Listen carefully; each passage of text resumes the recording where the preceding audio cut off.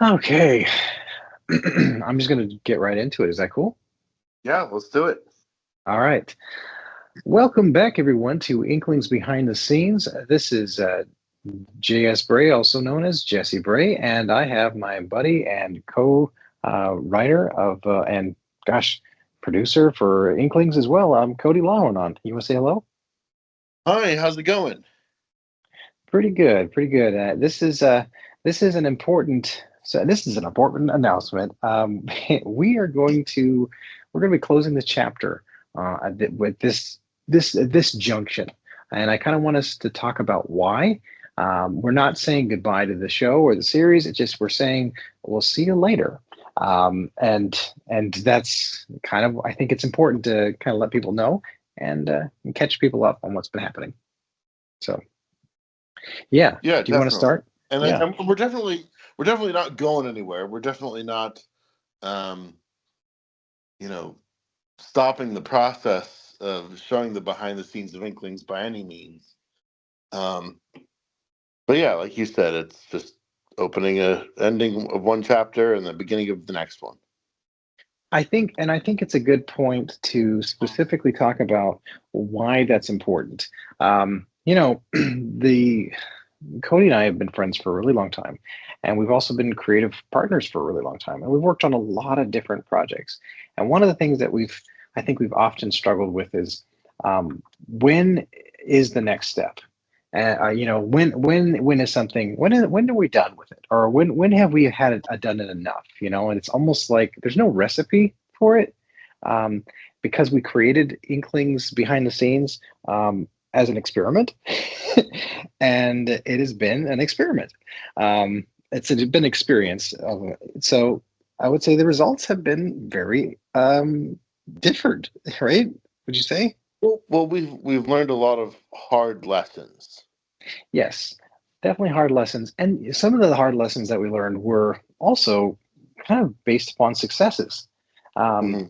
to recap for those who are not aware, who have not paid attention, and that's totally fine. I don't expect people to have. In February, I can't remember, it was like the first or second week of February, very close to the 10th. We launched our YouTube channel. And by launched YouTube channel, we had not, go ahead. I didn't say anything. Oh, sorry. So we had launched a YouTube channel, and I think we had 53 subscribers, which are probably just because over the years I had used the YouTube as sort of a video cemetery, and it had some subscribers there. So we launched it with 53 subscribers. Before my son was born on the 8th of May, it blast past 100,000 subscribers, which is drastic growth. Um, and I think some of our eyes we got stars in our eyes. We thought, oh man, we'll have a million by by the end of the year. I mean, I know I did. I was thinking, wow, this is incredible. But then I'd never experienced the growth this fast before. Um, and that's where we're like, well, let's just make this. Let's see what's happening. And we tried one different idea after the other.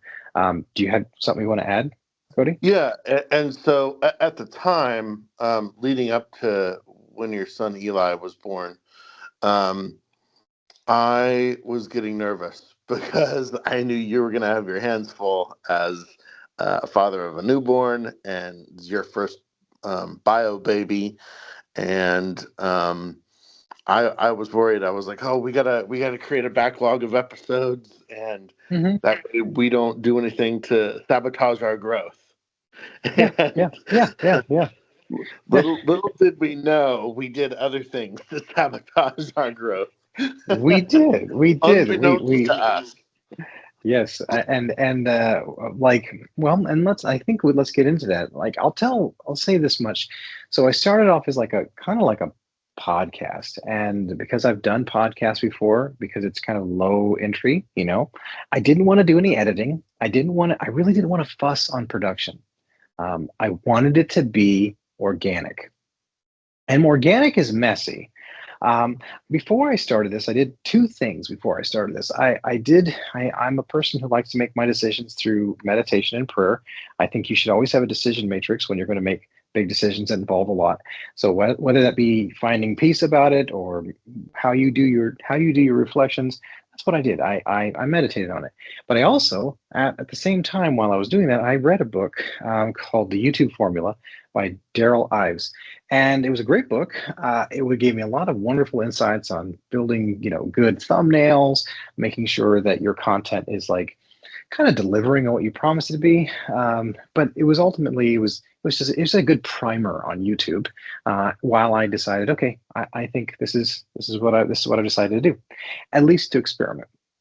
And because Inklings is a kid show, I decided to click on all the levers, all the kid-friendly levers. I just figured I'll make all the whole channel kid-friendly. Um, my content is kid-friendly, family-friendly, anyways, so it made sense to me, right? I mean, it makes Yeah. sense, right? If you're going to make kids content and you're going to make your show kids, but that is actually probably end up sabotaging us.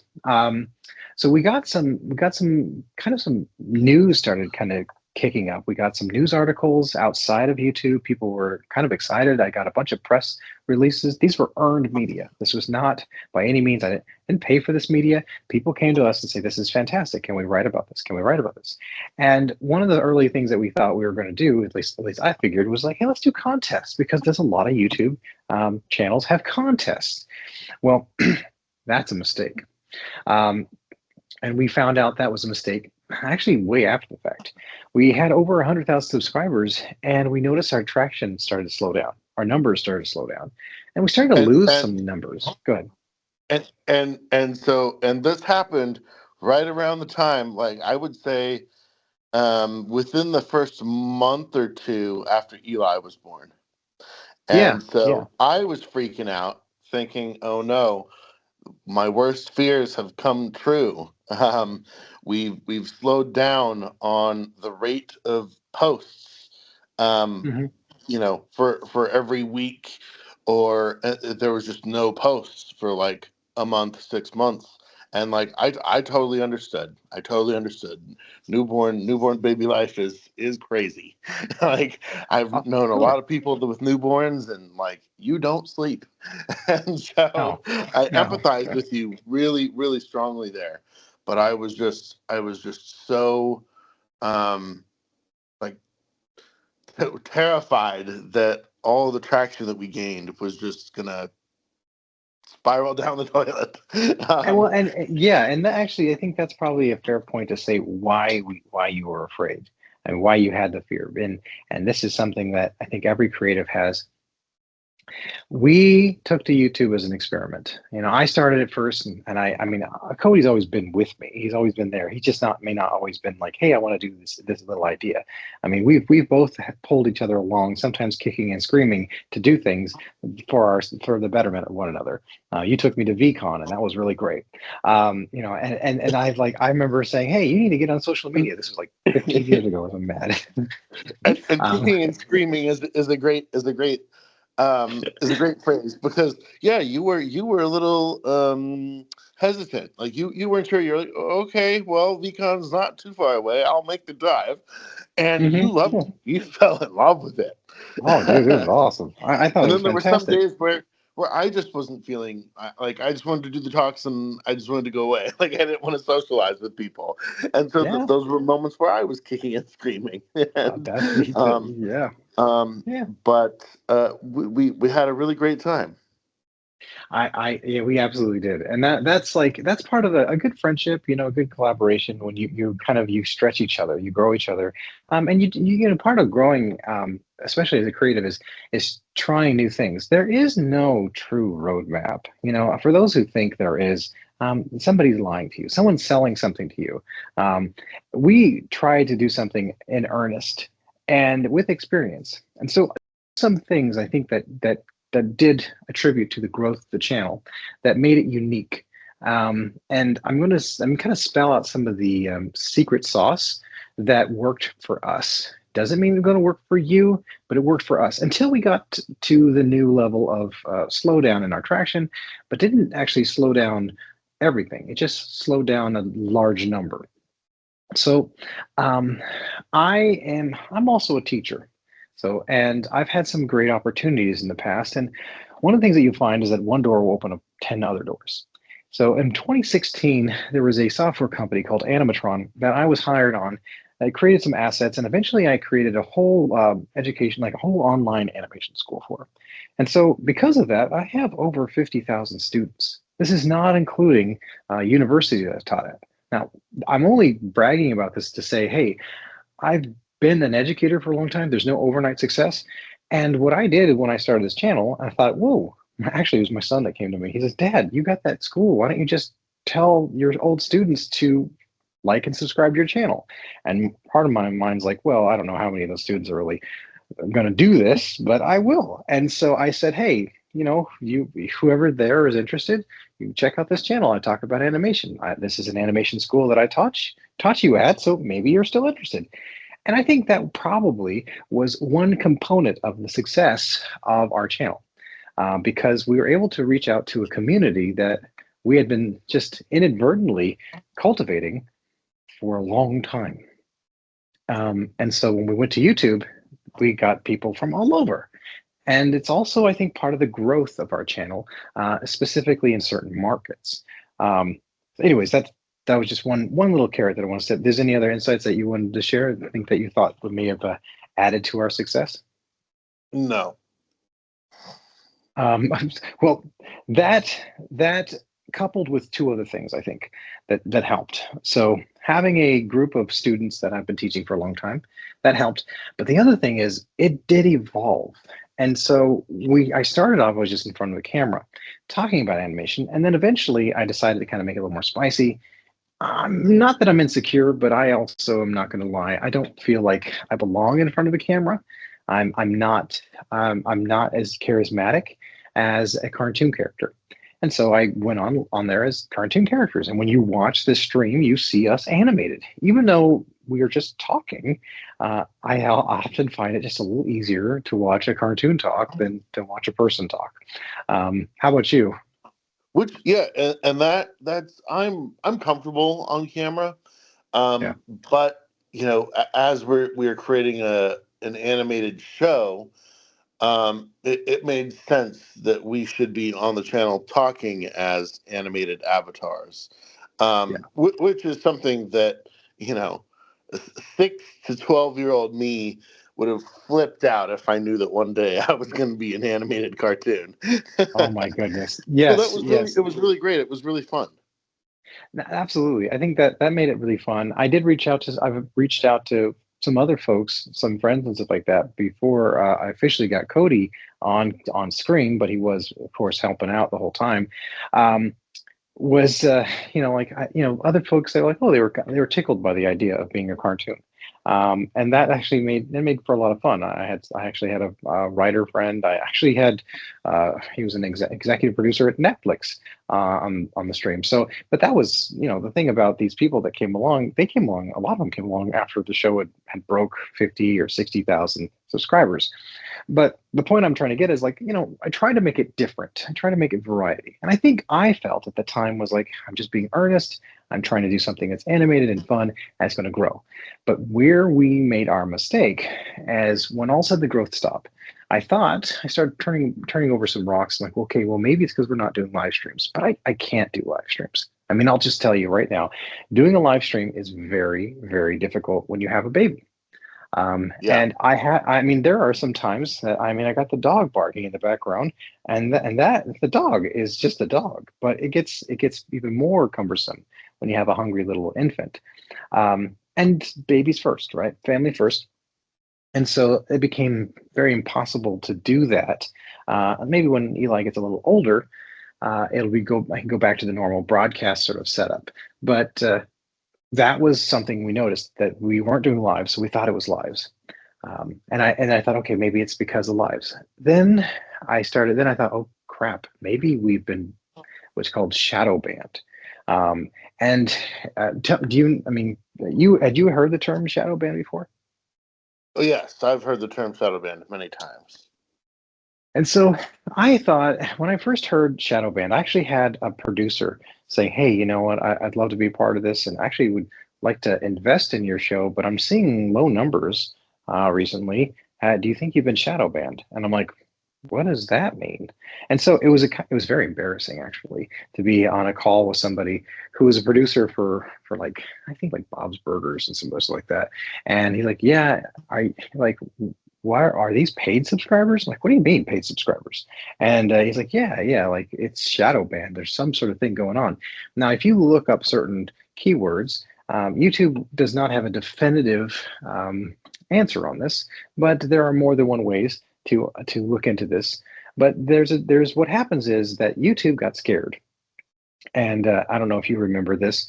Um, they they allowed anybody to sort of comment on kids' content, and because of that, they had $175 million COPPA fine. Do you recall that story? I don't. Okay, so this is why YouTube they kind of over rotated. So they I don't think it was nefarious, but the same thing happens whenever there is like technology. There's always predators. There's always sharks in the water, and so it's happened with Roblox. It's happened with Minecraft. It's happened with all these sort of like emerging markets, especially ones that cater to younger audiences. So YouTube, they got in trouble, and so they fixed their glitch and they made a whole streaming setting for kids only. And kids only was to protect kids from having people like comment and reach out to them and do like inappropriate stuff. And so, which is good. And so we thought when we stepped into it as a kids only streaming, we thought we weren't going to have any problems. Well, first off, we weren't doing anything that was content wrong. We weren't doing anything that was, we weren't trying to break any of the algorithms. We weren't doing any sort of things like that. And as far as the idea of paid subscribers, I'm not sure how that works. I know that you can pay for media buys and you can get reach, but ultimately, the only way to really do a shadow ban is to do something that's against YouTube's policy, and that is contests. And so And we when had no clue. We had no clue until like 6 to 9 months later. Yeah, we did not understand that. And we had people criticizing our channel saying that we didn't have a lot of engagement. And we kind of brushed it off because, well, you can't comment on a kids channel. That's the nature of the beast. And it's And with anything, sometimes you when you work hard on something, there are moments where you plateau oh yeah, absolutely. until you Absolutely. break through the next wall. And we thought we were just plateauing and there was some glitch in the algorithm and that we just needed to try new things to break through this algorithm wall. Yeah. That's what we were thinking. Yeah, I felt that maybe we had reached the top of what we could use in this platform. And ultimately, it wasn't that we were trying to become YouTube famous. We were actually looking at YouTube as a revenue stream. And because in the realm of animation, when you are working in this realm, you have to pay for stuff. So you can go through different aspects, but a lot of times people are looking for investors. And And go I ahead. think it's important for everyone to understand that Inklings, for the most part, is a passion project. And Oh yeah, and yes, it's something that you and I wanted to bring to fruition and create an actual show. But when we create Inklings, that was our shows and the projects that we work on together. Those are vessels for you and I to spend time together in our A- friendship. That's what we do. a- We create. That's how we spend time with each other. With you being in Tennessee and me being in Alaska. oh, Um, so true, so true. so without tumbling down the rabbit hole any further, I just wanted to emphasize that. I think that's important because like years ago when I used to play a lot of music, a friend of mine in the band would say it's like group therapy because we'd get together, we'd have like this cathartic experience. And I was young and I was thinking at the time, I was like, yeah, I remember starting off frustrated and end up happy. And that's true because if you and I were neighbors, or if we were going to work in a shop together, or if we were going to do something like that, work on a plane or work on a car, that's what we would do. We just find a thing to do to spend time together. And you're Yeah. right. That's we create to spend time together. And I hope that's reflective in our art. That's why the show's Inklings about friendship. And I think that's like really the cornerstone of the show is about friendship, even more than the literary stuff and even more than being insects. is that it's about friendship. So, and friendships have friction. So, Yeah. So yeah. before we roll into that, do you think is there anything else we want to wrap up regarding YouTube and the algorithms and the lessons we learned there? So I would say, so what we learned is that contests are no bueno, not a good, good, A big no no. a big no-no. Yeah. Especially when you have a kids channel. Um, Yes. there is, and I think there's another thing I want to point out. Another thing that we really struggled with was we knew we were creating kids content, right? We were creating a show for kids. However, the behind the scenes aspect of it, we intended that to be for everyone. Yes.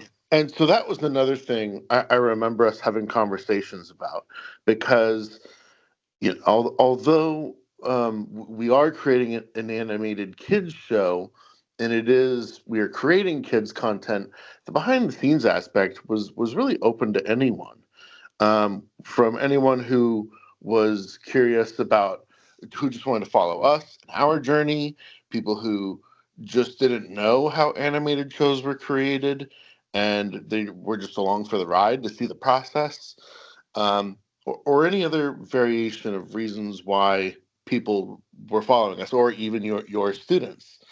Oh Um, yeah. and so that was a big debate that you and I had internally. We were just trying to figure out what was going on. Were we doing the right thing by documenting the process on a kids channel when we couldn't really get feedback from our community as to why they were following us, mainly because the comments were turned off.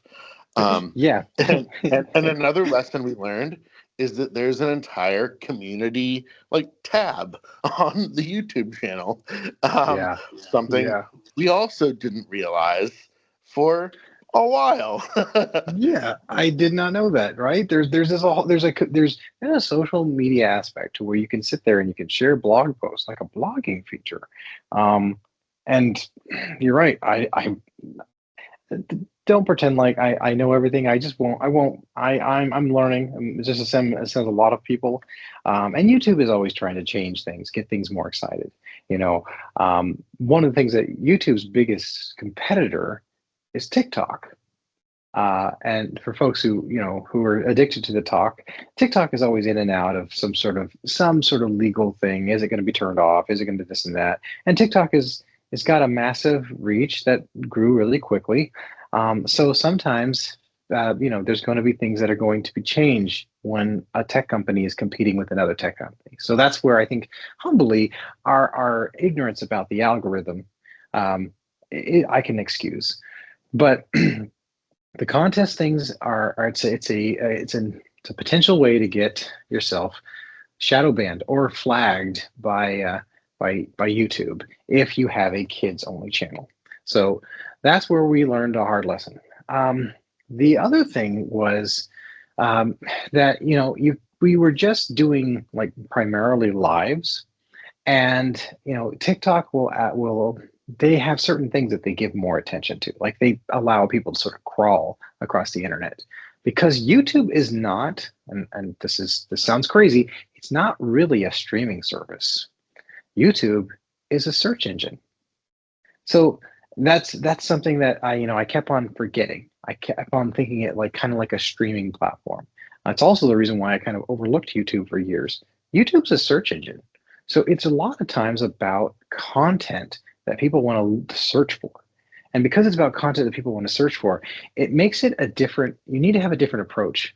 Not everything needs to be a full episode. That's why those little short clips, the TikTok style stuff that's on YouTube Shorts are really great. It's actually something that we've been getting a ton of traction on through our shorts. And it's actually part of our strategy now to think of it more like a search engine and less like a streaming platform. So, anyways, you want to go next point, I guess? Yeah, yeah. Yeah, and so, with um with like you were saying earlier, um we just saw things differently. We had contests. We put out an open call for for actors. We tried different things. We started a scavenger hunt, Yeah. um, and I think one of the big things that I think that's important to emphasize is both of our creative styles. I come from the live action film world where everything there's like a linear process to producing film and content, and you check things off the list one thing at a time, right? You book your talent, you lock in your locations, you get your production insurance, you rent your equipment, um, lock in locations. I think I probably already said that one. Mhm. um, and you check things off a list when you're ready to do them, and you are very much a cowboy as far as your Yes. creative style. And, um, I thought when you put out the call for actors, I thought it was too early. When you started the scavenger hunt, um, I, I was, um, I wasn't super enthusiastic about it because I thought we had our hands full, and I was like, okay, and I was just kind of along for the ride. Sure. Um, but that is definitely something that we see differently, and I guess the process of animation as well. Um, for me, I thought that we would do one episode at a time, and you brought it to my attention that that's not how animation works. Like, typically you need all the scripts written, you need to know all your locations, that way when the illustration uh aspect begins, you're totally right, it makes absolute sense now that I take a step back and think about it. Like, yeah, you need to have um all of your outlines done, so you know all of the locations you're going to utilize that season. That way, when your animators and illustrators begin, you don't have to do extra work. You illustrate all the backgrounds in one room in one location at the same time, and then you utilize those assets later throughout season. It makes total sense to me, but that was something at the time I I just didn't see that.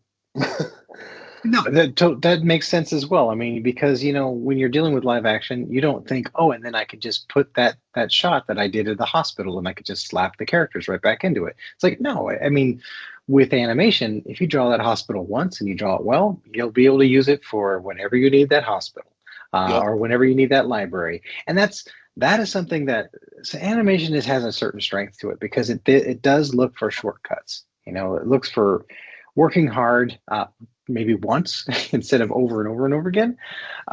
But speaking to the idea of like finding the voice actors, I do actually want to step back and because I know this is really our last kind of recap before the next time you see us, and this is the whole point. Lord willing, the next time you see us, when it comes to Inklings behind the scenes, you will have watched the pilot.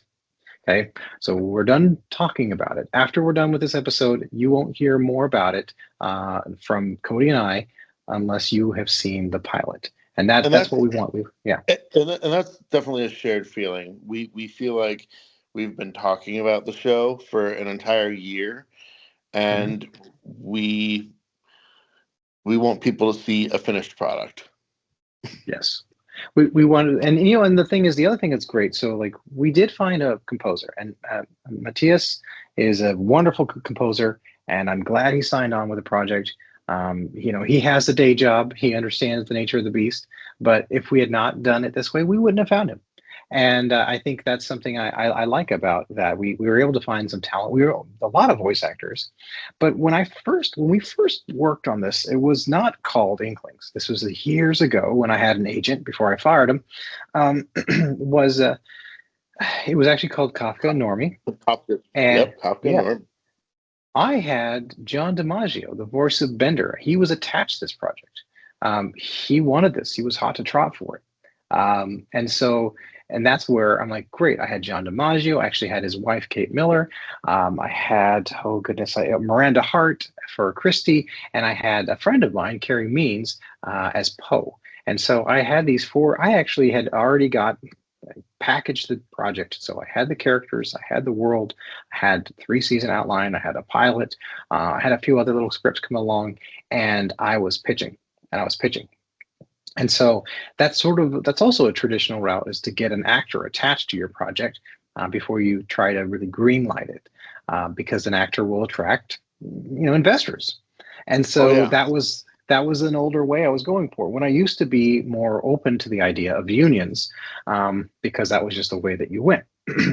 um, and fundamentally, I have nothing wrong with unions, but I do have certain problems with unions for small ships like us. We Yeah, don't have a when you're budget. Yeah. just starting out, when you're a small independent crew and you're just starting out, unions are not ideal.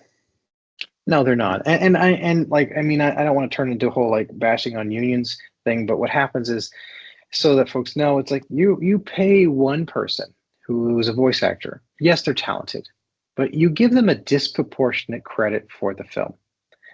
You do, because they're the only one that's on the union. There's not a background artist union. There's not, in like a little studio like us. We can't afford that. That'll be a no go, a full stop for us. And because of that, because we can't shell out, all of this so much cash to pay for all this stuff, creatives get crushed and they get gobbled up by the big guys. And so that's part of the problem with animation, because there's so many talented people out there. And that was my idea about reaching out to all the voice actors, saying, hey, you know what? You might be a plumber and you might have the right voice for it.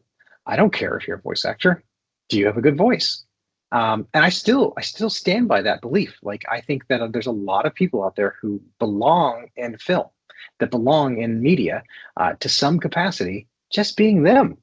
Just you're right. So Yeah, um, I really believe that too.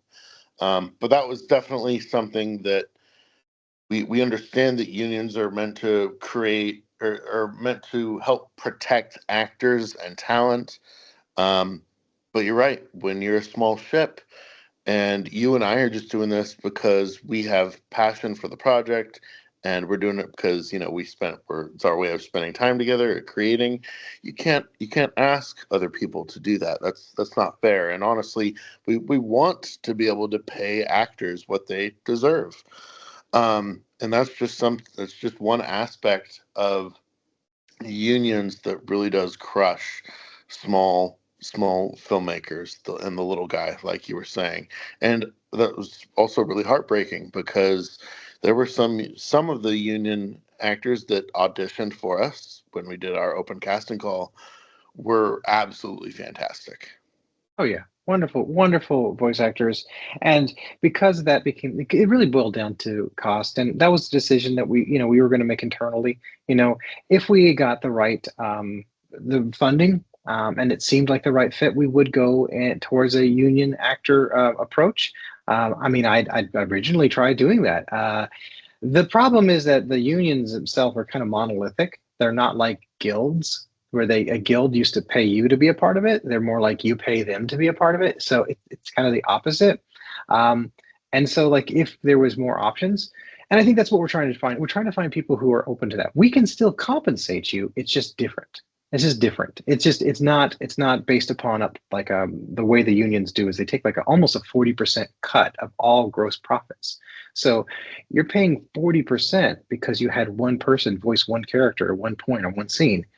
That's not a systemic approach. That's not equitable to the team. The people who I believe that you should pay people based upon the hats that they wear and the level of effort involved.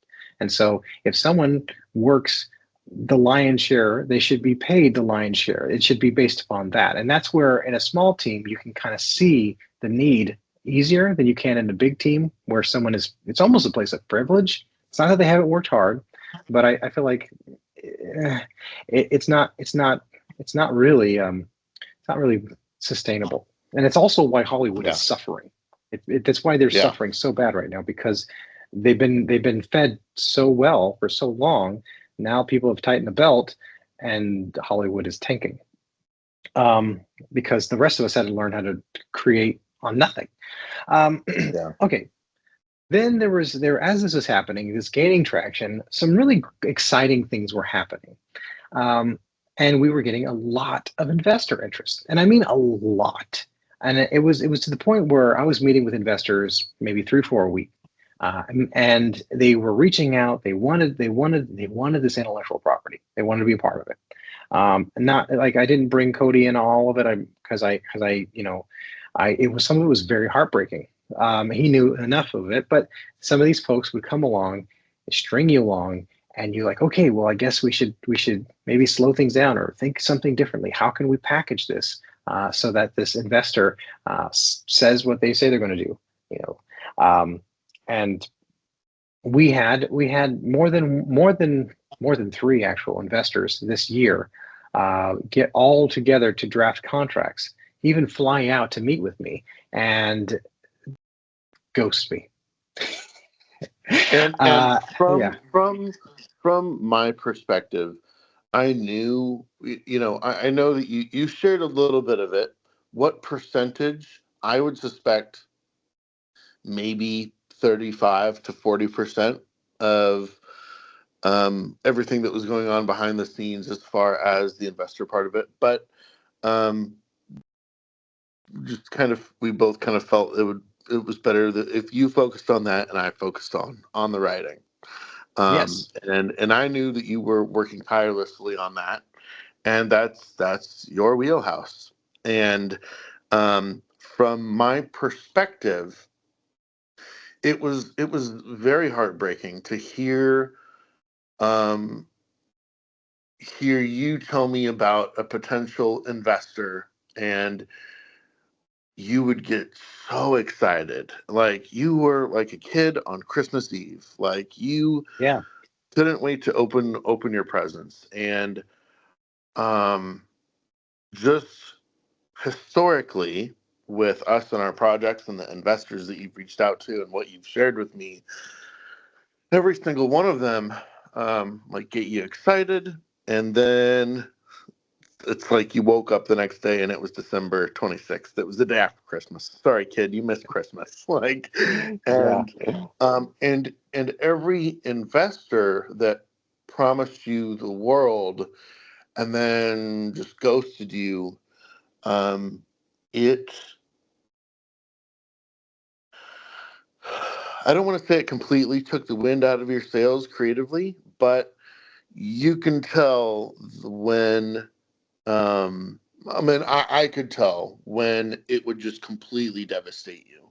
And um it's Yeah. tough. It was. It's It, tough. it was. It It's was tough tough. to see Yeah. that. It's tough to see that and see my friend and my buddy get so excited, and then have these people who were talking the talk, not walking the walk, and not, they're saying they believe in us, but they're they're and, until they sign a check and the check clears, it's all They're it's full of it. all it's all smoke, and Yeah. they're blowing smoke, and And it's that. really frustrating to see. It's like, and I feel that that's a broader Hollywood problem of people who Yeah.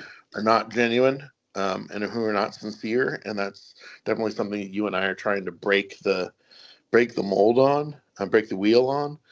Yeah. Um, but that is definitely something that has contributed to, um, it's just a storm, another storm you and I are battling through. So true. So true. And actually, I mean, one of the things like about the whole investor thing, because they kind of jerk you around, you go on a rabbit trail for a while, and you get wise to it. But you know, when you have been in the desert for a long time, and this is a weakness. Every creative has a weakness. It's often affirmation. It's all often people paying attention to the work that you do, and you Yeah. feel a little insecure. And I've been looped into that more than once, and I have grown up from it. And I still feel like it's important to be passionate.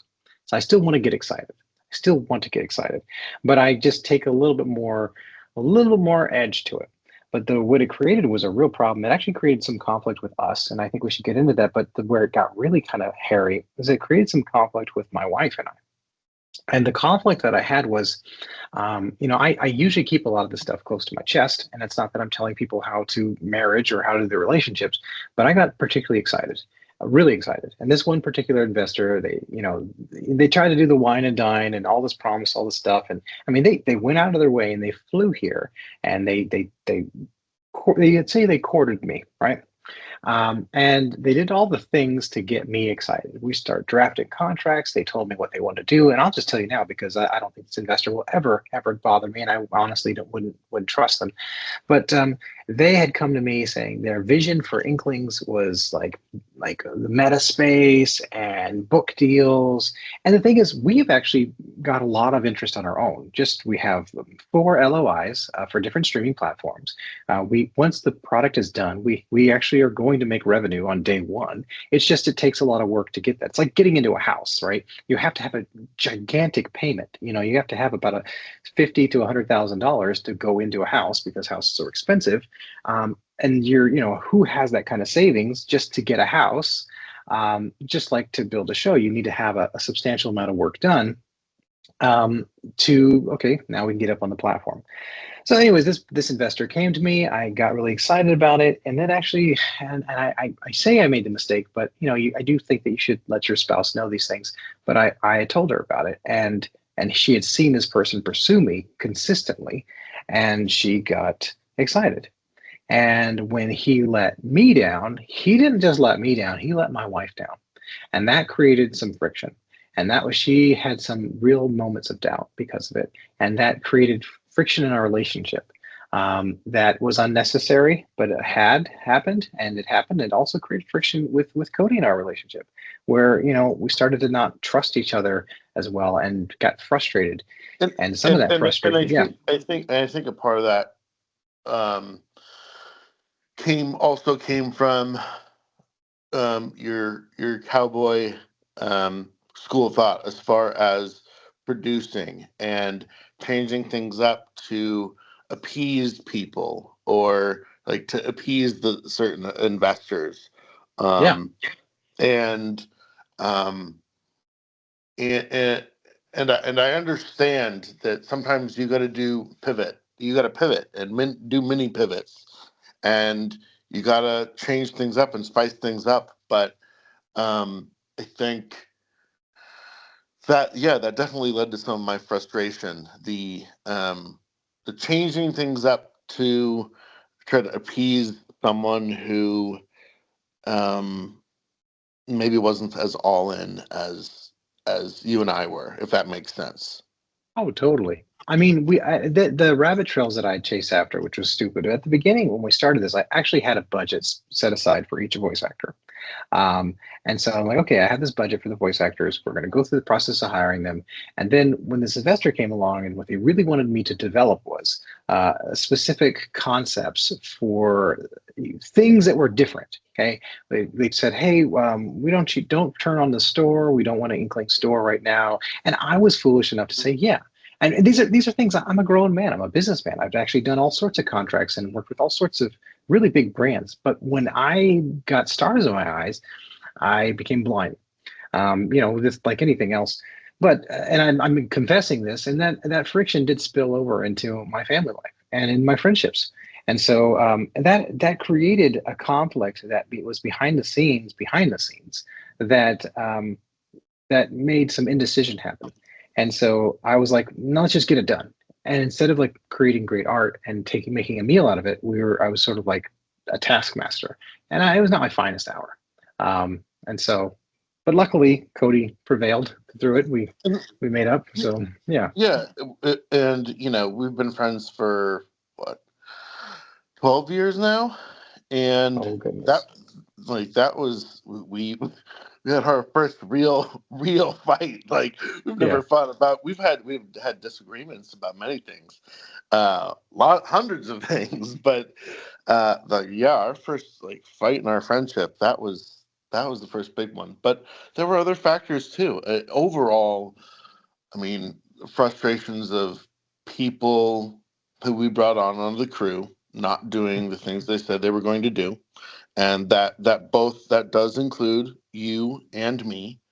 Of course. There were times in there where I was calling myself the head writer who wasn't freaking writing, and um, and I could blame. I knew that there were some plot points that you gave me that were important to you, and that I wanted to incorporate. And I felt tethered. I felt chained, and you know, I became a think bug, and I became curmudgeoned that I had to write within certain parameters. And but also, I really do value and respect your vision for Inklings, and I feel that I see it. I feel like I see it and I understand it, and I wanted to honor and implement all the things that were important to you as far as the story goes. Um, and when we change things up on the fly, I would get frustrated. Um, uh, but then, yeah, we got through it, and there were also other frustrations. So not only was I not doing the things I said I was going to do, there were other there have been other people, like including yourself, that didn't Yeah, do the yeah, things they said we're going to do, and that's incredibly frustrating. it Um, is. It's and it's it's it's it's, fr- it's frustrating. Actually, sorry to interrupt. Um, No, go ahead. well, it's frustrating because the truth is that I'm, and this sounds not very humble to say it this way, but I'm a very gracious person. And I don't really believe in titles in the sense of like I think a title can be an idol. I think it's about the work that you do, and so I'll Yeah, give anybody the opportunity. And I've been known to give people the opportunity beyond when they're that's their value to what we're trying to do. Um, and I don't like firing people. I don't. And I don't really look for that. Sometimes that's the beauty of a project that's passion project. You don't really have to fire anyone. They could just let them kind of disappear. But that's not really strong leadership. It's not cultivating people. The other thing is like with, one of the things is that because if someone says they want something, I want to give them, if that's what you mm, want, go for it. And so, because that's what I'm doing. That's because I'm cowboy.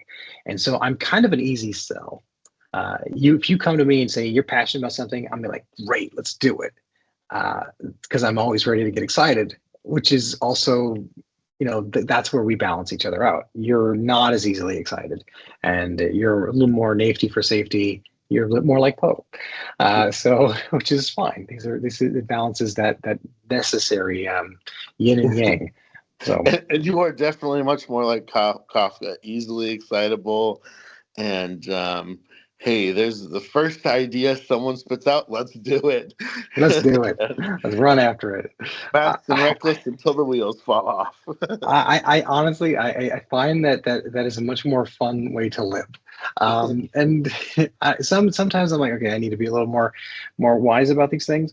But I don't regret going all in on something. Like I do believe once you've made a decision and you commit to it, after the allure of the fun part goes away, it's that commitment that does get it done. So I guess we could talk if you want to kind of segue where we're at now. Where we're at now. So we talked about kind of the darker seasons, the frustration behind the frustration.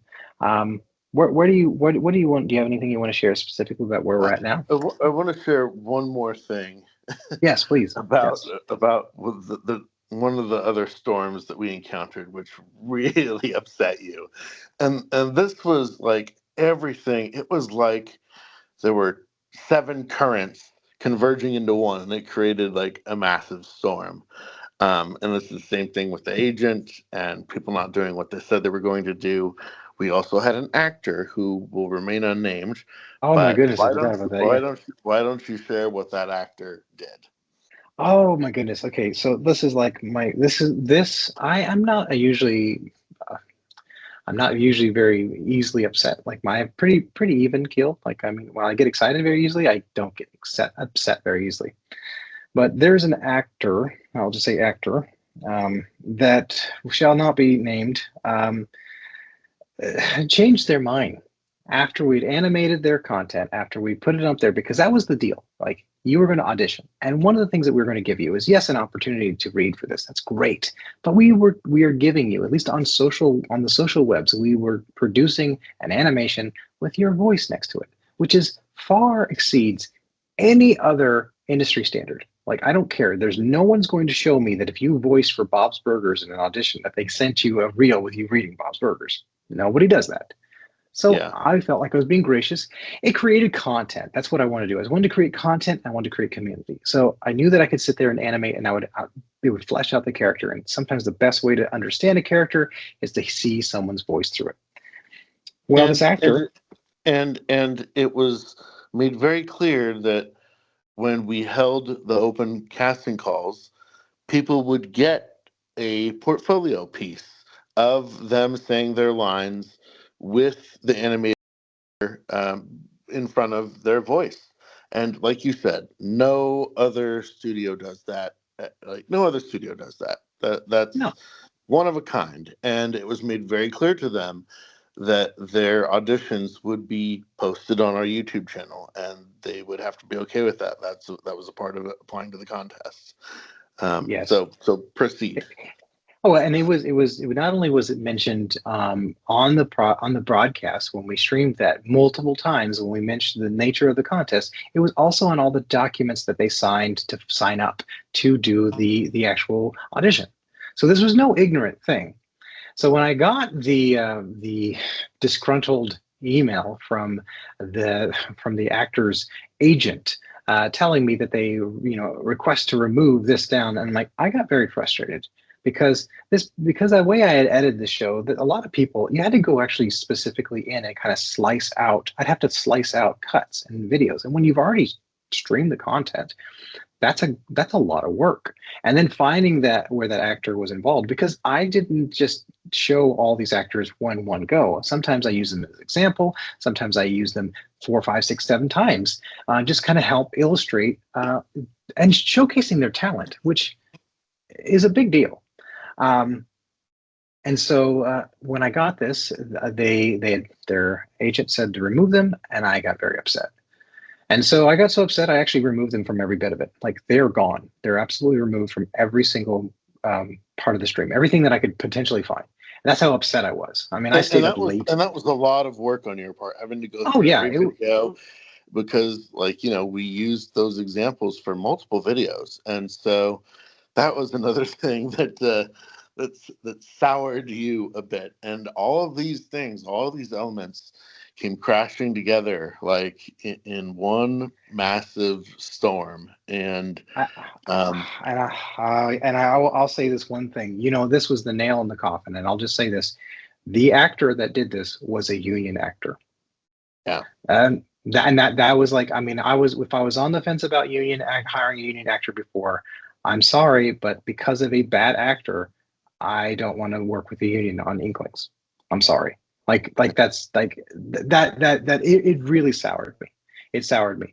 And so, anyways, I say all this that I went through, I removed them, um, and it was sort of just a total kick to the teeth.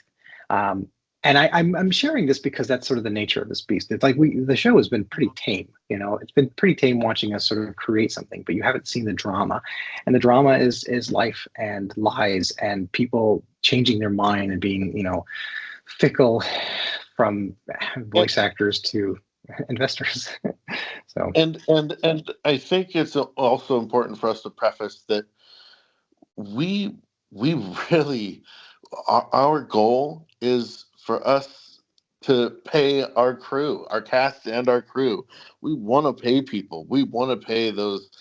We especially the union actors. There are some union actors that we fell in love with, oh yeah, and love them.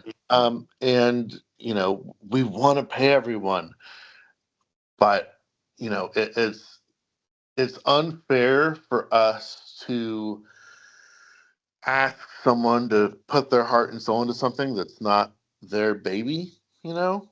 Mhm. Um, but yeah, I feel that, um, I do feel that we've done a very good job in being transparent and saying that, hey, neither of us are getting paychecks, and there's no money to this project right now. Or if there is money, it's very, very, very, very little, and it's coming out of our personal Oh yeah, accounts, basically. And we yeah, want to pay people what they deserve, and we understand that you can die from exposure.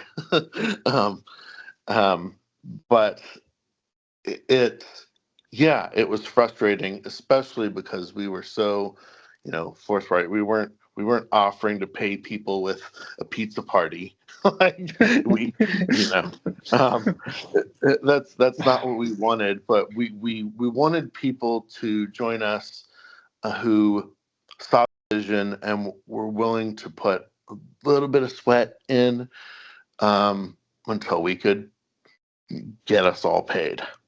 And yeah. And this might seem frustrating for some folks who have the idea that that cash is king and that you should just do this and that. Well, let me tell you something. Relationships are the only currency that matters. yep. Okay, the only currency. And I'll give you an example. And this is a mutual friend that we both have. We both went to the Art Institute, and we had several classes with a really talented DP. He worked on your film, the same film that I worked with, Trouble with Trout. Little did we know that someday Paige was going to become prolific, and because of that friendship, I was just friends with Well, him. I I know. I knew. I knew. Well, yes, you knew because he's a fantastic director of photography. I mean, he has an incredible eye. If he's not on, like if he is just so incredibly talented, and but we just built a friendship with him. Like I was friends with Paige, you were friends with Paige, and I don't even know if you and I shared the same classes with Paige and I, but I know I had multiple classes with Paige, and we were buds, and we worked on your film Trouble with Trout, and we weren't on the state on the state. I wasn't on the scene with you. I was just doing art director stuff. And later on, Paige hired me to do Red Bull work, and that was just based off relationship. And Yep. that is just, and I didn't expect that door was going to open, but the Red Bull opened up Tito's, and Tito's opened up, I mean, Mars Candy, and like all these Yep. other different opportunities opened one after the other, and it was all because of relationship. And it really started with, I mean, just the only door that Paige opened was Red Bull, and the other ones opened because of the portfolio of work. But the truth is, the only currency is relationship. And so if you're not interested in developing a relationship, if you're not in that place, one, I'm going to sniff it out. I don't want to work with somebody who doesn't value relationship. You're not going to be able to work with us, because even if we had the cash, we're going to fire you first. Like that person doesn't belong on the team. Yeah. Like if you're a mercenary, go work for some mercenary project. But you are relationship based. If you are not able to volunteer your heart towards a project, if your heart's not in it, especially at this stage, there's no way I'm going to believe your heart's going to be in it when you're being paid. So Yeah. there's no so I know it sounds like a big ask for some people and it turns people off. I'm not looking to make people like me. I actually want people to be polarized. I want you to like it or love it. So like I want it to be all in or all away. And that's when you're going to work with me, you're going to have to realize that I'm a cowboy. And that dealing with a cowboy is sometimes you're going to have to wrangle me in, and that's okay. You're not going to hurt my feelings, or you're not going to be scared away because you disagree with me, because I know I'm a cowboy. So, anyways, yes, yeah. Do you have any more to add to that? No, I think you hit the nail on the head. I think I think this is definitely one of the um, more difficult aspects of creating a show is, um, just you know, finding the people that believe in it. And and again, we want to pay people. We're not asking. We weren't asking people to work indefinitely for nothing. Like, Well, um, and they the no, they weren't. relationship aspect is really big. And Yeah, the people that were on the stream were the people I interviewed that volunteered their time. yeah, And the voice actors that were on the stream, we all read the same script from March, and they sent in their 30-second script. They did not spend any more time than maybe 5 minutes on this project. That's just being frank. They didn't, Yeah. and if they did more beyond that, that's news to me. But it's not that I don't value it. It's just that they were when we were talking about the voice actors. So when I got this sort of like nasty letter, I wrote back an equally assertive letter saying, "Hey, they signed this, and then I removed that actor." Just because I'm just not going to deal with that kind of nonsense. If you're not going to be fickle with something like this. It's in some ways it's a marriage. It's a marriage by death, death or suicide. um, that's sort of the parameters that if you're going to be a part of it, be a part of it. If you're not going to be part of it, don't be a part of it. Um, it's okay. There's a lot of projects out there, and because this is a passionate project, I do take it differently. Like if I hired someone, and I do hire people all the time for projects, I'm going to give you specific parameters of what I'm looking for. Inklings is different. Inklings comes from my origin story that's a lot more personal and darker than other stuff that I work on. And so, and that, you respect that. Um, I want to not beat a dead horse because it makes it sound like a bunch of curmudgeons, but that's such is life. Yeah. I want to, yeah, where we're at right now. So we are still working on two different things. One, we're working on a pilot. We have some real great artwork that's come together. My newest intern, his name's Jalen. He's fantastic. He lives out in Texas, and him and I are working on a bunch of projects together. There's also Daniel as well. Daniel's working part-time on this, and we're working on a pilot. So we're going to do most likely the voices in house. So if that upsets some voice actors, I'm sorry. That's just kind of that's what we've decided for. It doesn't Yep. mean that we don't have other projects for you. Okay, because actually Yeah. there's several. I have quite a few that are in the slate. If you pay attention to our socials, there's a lot of opportunity. Yeah. It's just for this project. It's going to be And, voices in and house. and we are also still working on season 0. We are Yes. So still. we're Go So ahead. season zero it's still happening. Season zero is more like what I consider like our marketing campaign. Yeah. So the animations may not be canon. They may be just out of sequence, but they're really going to be just like fun, tying into some drama, tying into some story archetypes, be a little more experimental, like a good marketing, like a good commercial. It doesn't necessarily have to be as canon as a pilot or as a season one. Yeah. Yeah. And so yeah, that's what we're doing. We're working on the pilot episode. So our lead composer is Matthias, and he's going to be working hand in hand with us as we develop the pilot and the seasons. And he's still working on a Perfect Apropos song. The way that he's involved is in a leadership capacity as far as music. We are using him to his full capacity. He's a music professor. He teaches at a school, so he does this on his day to day. So he understands this, and it's also a fun thing because he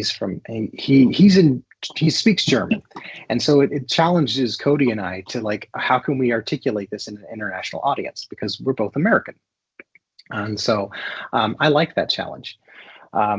Yeah. Anyways, I go ahead. And another thing that we're doing is I'm currently outlining season 1, and Yeah. One of the most recent things that the cowboy shot from the hip with was that Jesse removed basically all of my um, all of the prerequisites that he wanted for writing. He threw them out the window, Yeah. and he told me to write season 1 as if we're not getting season 2. And Yes. the combination of those two things, I feel like, has uh, set me free a little bit as far as writing goes. And I'm really excited because like there's it that one sentence that you said, write season 1 as if we're not going to get season 2. There's going to be so much drama in this show, and Yes. we are going to be. What I'm currently doing is I've made a list of classic literature that we're going to be using in the show, and I've also a list of Inklings drama, and the Inklings are going to be processing their drama through classic literary works. So I've been pairing up the Inklings drama with um, books from classic literature, and so that's Great. something I'm really really excited about. And then getting to shuffle around those episode ideas into a more dramatic arc. I'm very excited for, and we're definitely making some serious progress. Same here, and I think I guess that's a nice thing about being a cowboy. I'm willing to kind of just burn the ships once we get to a new shore. And let's go all in on this new direction. One of the things that excites me the most about doing it this way is writing a story that's really, we write the drama first and then we add the comedy. Um, so gosh, do you remember the film American Tail? Oh yeah, Five goes, and Okay. then Five goes Then west. yes, Five Will Go West. Yes, Five Will Go West, and it's Five Will Go West is almost like well, it's definitely a different film. It's a different tone, and I love that movie. Yeah, But American Tail was the first kids film that made me cry, and I loved it. I remember watching it over and over again and make me cry. I watched it over and over, and I had a little Feifel doll. My grandma got me a little Feifel, um, and when you look at that film, and I'm just going to give a cursory overview of that film, it is about these Jewish Russian immigrant mice that come to America with the promise of like prosperity, a promise of sanctuary. There's a song, there's no cats in America, and the streets are filled with cheese. It's like there's this hopefulness, this is hopeful immigrant. And there's all these little cultures thing to it to where it well as a kid I'm watching a mouse and his papa being separated and it breaks my heart because I miss my papa, right? But it has all these nuances of layer upon layer of just oppression and poverty and loss and trauma and heartache and death and sorrow. All this stuff is in a kid's story. yeah, And it's one of the honestly the best animations that's come out in the last 100 years because the emotional impact for it. yeah, So if we're not writing throwaway content, we're writing art in this sense. I want us to have it layered like that. And because we were writing it like there's no season two, I'm yeah, hopeful that we will have a season two. This allows us to be all in.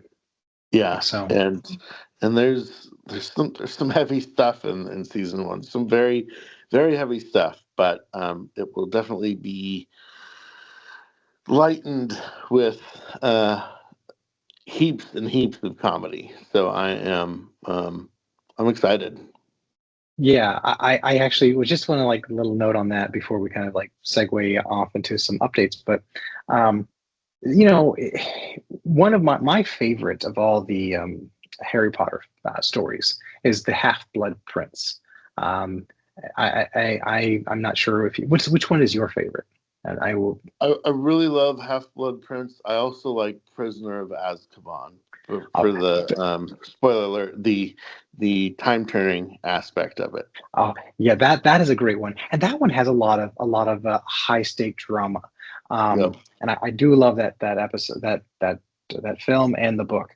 So what I love about Half Blood Prince, and yes, I'm going to like give a little spoiler about some hints there because I feel like it's past it, but it has a ton of comedy, but it's also the saddest film. Hmm. Like the end, that film ends, it decimates you emotionally. You're sad. I mean, if you aren't crying, then you never cared along in the first place. But and that's where like that's my point is not to in a sick way make your children cry, but when you are watching the film, you're going to see a layer. And Pixar does this all the time, beautifully. And Up, when you watch this little montage of the main character losing his wife, Yeah. but it's not, we don't stay there. We don't stay that place, but we are all vulnerable and we all have real drama in our life. And that drama, I hope that you can so you see that if we can open your heart up and then help it grow, you can begin to trust us throughout the season. That we are we're not chaotic storytellers, and we're not just looking to throw fluff at your kids. So anyways, yeah, and that's some of the heart and mind behind it. Yeah. So, anyways, yes. So I have some updates I'm going to give, and do you have any updates that you want to talk about? Anything? Any last thoughts? Other than we are making some serious progress with season one outlining, um, and we're prepping to record audio for the pilot. Um, I have no other updates. So, but I'm excited to Okay. hear yours. Okay, so I have about I'm gonna give like some real short updates, but there is a production company that I've been working with. I'll tell you the name of the company, Fast Fire Films. I've been working with them. They're fantastic, and there's a strong talk of acquisition of Inklings. What that would mean for folks is we'd have distribution deals. So we already have multiple LOIs, but Inklings might be part of their catalog. So we'll see. We'll see. We're still working on contracts. I work with them on the day to day, so I trust them, and I do believe that it could be a potential good home, and it won't shackle us from doing our creativity. It'll most likely help us grow all together. But that's something that's in the works. Cody and I will talk more about what that looks like come really 2025.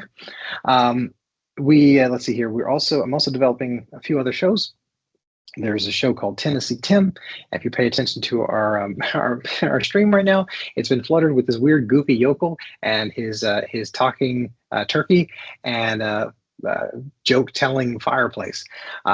So Tennessee Tim is a talk show. It's kind of like Red Green meets Conan O'Brien with a musical component. And it's slated to in like either mid to late Q1 to be on Fox, CW, and Roku. And then we also have another project we're working on called Elephant in the Room, and that is a really fascinating project that it's about a little baby elephant named Ellie. She's deaf, and it's kind of her like kind of a story. The goal is actually to kind of serve a community, the deaf community, with that. So those are the three big points. Inklings is potentially going to have an acquisition. Doesn't mean we won't stop making it. We actually will be making it. We'll just be making it with partners that'll help us handle stuff that we're not good at. And then we're going to be releasing Tennessee Tim's going to be on local shows and stuff like that. And then finally, Elephant in the Room. So, but thank you so much, everyone, for listening. Thank you, Cody, for being just with me for my cowboy craziness. Last thing. Do you have anything last to say before we say goodbye? And we'll see everyone else after the pilot. No, I've been blessed to be on this journey with you, and you and I have always talked about our TV film careers of going up the mountain, and how at certain points in our life, our respective trails up the mountain may separate, but they've come together. For the past year, we've been working on Inklings together, and there's been some rough patches, but Yeah. I'm glad we got through it, and we think our friendship and our relationship has both grown and strengthened because of it. And I'm still all in. I'm still burning the boats with this because Right on. I believe in Inklings. Um, there's lots and lots of kid content out there, but I see and fully understand the heart of Inklings, and I want the world to see this too. And I believe in it, and we're doing this. Yeah. So Yeah. the path, uh, the march ahead continues. So Yeah. onward and That's upward. right. Yes, thank you. Thank you so much, Cody. Thank you, everyone, for listening. And stay tuned. We have much more to announce for you, but we hope the next time you see us together is after you've watched the pilot, or watch our stream, because there's always going to be some sort of cool content on there. But we thank you again for being with us for this exciting ride. So You all have a blessed day.